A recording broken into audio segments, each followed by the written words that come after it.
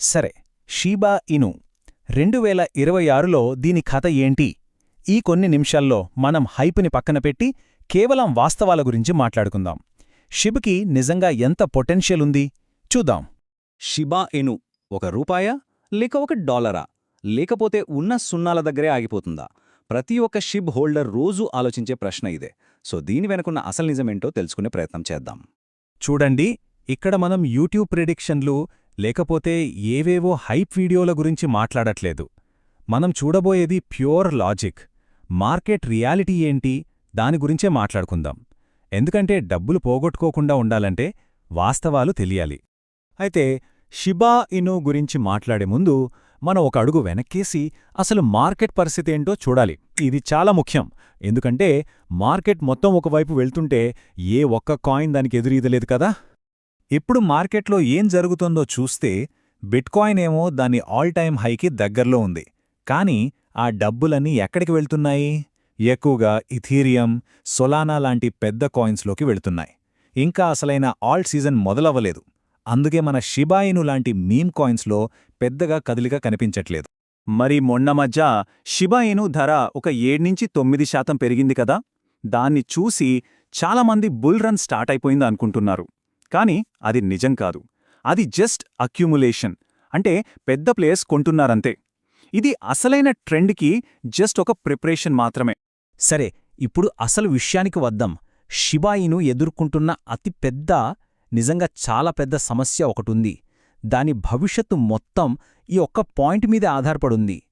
ఏంటా సమస్య అంటే దాని సప్లై. వేరే ఏదీ కాదు. షిబా ఇనుకి ఉన్న అతిపెద్ద తలనొప్పి దాని టోకన్ల సప్లై. సర్క్యులేషన్లో ఉన్న టోకన్ల సంఖ్యే అసలైన అడ్డంకి. ఈ నంబర్ ఒక్కసారి చూడండి. ఇది ఊరికే రాసిన అంకె కాదు. ఇది రియాలిటీ. 589 ట్రిలియన్లకు పైగా షిప్ టోకెన్లు సర్క్యులేషన్లో ఉన్నాయి. అంటే ఎంత బర్నింగ్ మెకానిజంలో పెట్టినా ఈ సముద్రమంతా సప్లైని తగ్గించడం అనేది మాటలు కాదు. దీన్ని ఇంకా సింపుల్గా చెప్పాలంటే, ఒకవేళ షిబా ఇను ₹1కి చేరాలి అనుకుంటే దాని మార్కెట్ క్యాప్, అంటే దాని మొత్తం విలువ ప్రపంచంలో ఉన్న యాపిల్, గూగుల్, అమెజాన్ లాంటి పెద్ద పెద్ద కంపెనీలన్నిటినీ కలిపినా కూడా సరిపోదు. ఒక్కసారి ఆలోచించండి, ఇది ఎంత అసాధ్యమో. సో ఈ లెక్కలన్నీ చూశాక మనం ఒక క్లియర్ కంక్లూజన్కి రావచ్చు. 2026లో షిబా ఇను ₹1కి వెళ్లడంగానీ $1కి వెళ్లడంగానీ లెక్కల ప్రకారం చూస్తే ఆల్మోస్ట్ ఇంపాసిబుల్.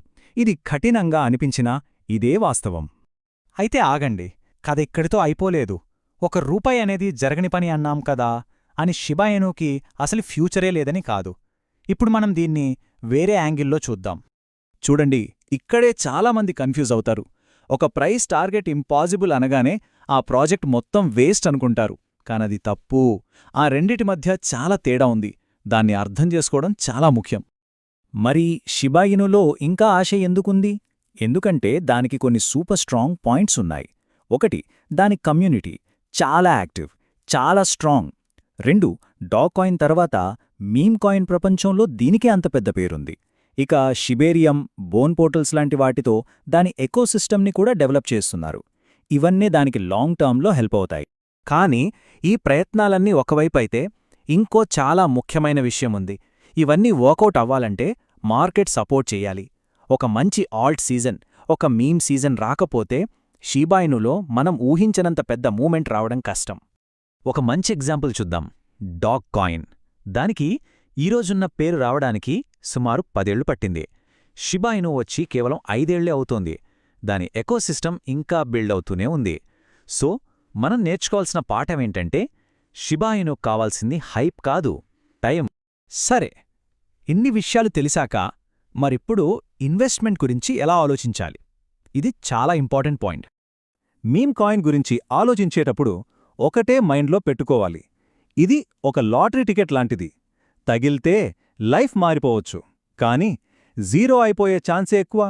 అందుకే ఎంత అమౌంట్ అయితే మనం పోగొట్టుకున్న బాధపడమో అంత మాత్రమే పెట్టాలి, అంతే. సో ఫాలో అవ్వాల్సిన 3 సింపుల్ రూల్స్. 1, లాటరీ టికెట్లా చూడండి. 2, పోయినా పర్లేదు అనుకున్న డబ్బునే పెట్టండి. 3, చాలా చాలా పేషెన్స్తో ఉండటానికి రెడీ అవ్వండి. ఇది మీ రెగ్యులర్ స్టాక్ మార్కెట్ ఇన్వెస్ట్మెంట్ కాదు, గుర్తుపెట్టుకోండి. మరి షిబా ఇనులో అసలు మూమెంట్ ఎప్పుడు చూడొచ్చు? ఒకవేళ 2026 మధ్యలో బిట్కాయిన్ డామినెన్స్ తగ్గి ఒక స్ట్రాంగ్ ఆల్ట్ సీజన్ వస్తే అప్పుడొక ఛాన్స్ ఉంది. కానీ ఇంకా రియలిస్టిక్గా చెప్పాలంటే నెక్స్ట్ మేజర్ క్రిప్టో సైకిల్ అంటే 2028-29లో ఒక మంచి ర్యాలీ చూసే అవకాశం ఎక్కువగా కనిపిస్తోంది. సరే, ఫైనల్గా మొత్తం చూస్తే మనకు ఏమర్థమైంది? ఇప్పటిదాకా మనం మాట్లాడుకున్న పాయింట్స్ అన్నీ ఒకసారి క్విక్గా చూద్దాం. షిబా ఈను అనేది ఖచ్చితంగా ఒక రిస్కీ అసెట్. ఇది లాజిక్ కన్నా ఎమోషన్స్, హైప్, ఇంకా కమ్యూనిటీ మీదే ఎక్కువ నడుస్తోంది. దాని అస్సలైన బలం ఆ కమ్యూనిటీ పవరే. ఒక మంచి పంప్ అయితే సాధ్యమే, కానీ దానికి చాలా సహనం కావాలి. ఇదే ఫైనల్ మాట. చివరిగా ఒక ప్రశ్న. షిబ్ హోల్డర్స్ ఇంకా హోల్డ్ చేస్తున్నారా లేక ఎగ్జిట్ అయ్యారా? ఈ ఎనాలిసిస్ విన్నాక మీ అభిప్రాయమేంటి? మీ నిజాయితీగల ఆలోచనల్ని కింద కామెంట్స్లో షేర్ చేసుకోండి. తెలుసుకుందాం.